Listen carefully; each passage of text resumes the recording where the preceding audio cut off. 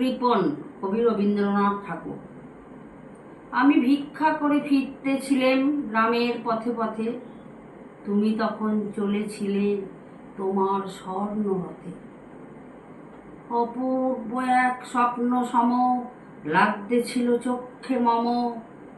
কি বিচিত্র শোভা তোমার, কি বিচিত্র সাজ। আমি মনে ভাবতেছিলেম এই কোন মহারাজ। আজই শুভক্ষণে রাত পোহালো, ভেবেছিলেম তবে আজ আমারে দাঁড়ে দাঁড়ে ফিরতে নাহি হবে।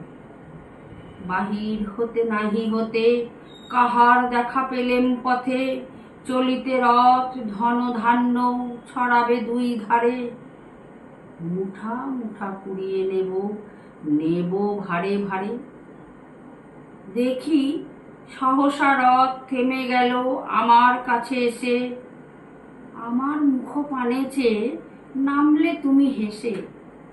দেখে মুখের প্রসন্নতা জুড়িয়ে গেল সকল ব্যথা।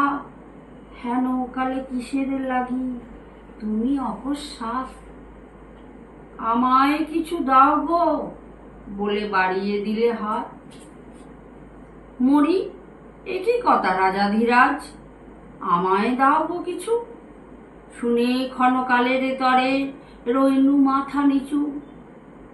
তোমার কি বা অভাব আছে ভিখারি ভিক্ষুকের কাছে, এ কেবল কৌতুকের বসে আমায় প্রবঞ্চনা। ঝুলি হতে দিলেন তুলে একটি ছোট কণা, যবে পাত্রখানি ঘরে এনে উজাড় করি, এ কি ভিক্ষা মাঝে একটি ছোট সোনার কণা দেখি। দিলেম যা রাজ ভিখারি রে, স্বর্ণ হয়ে এলো ফিরে।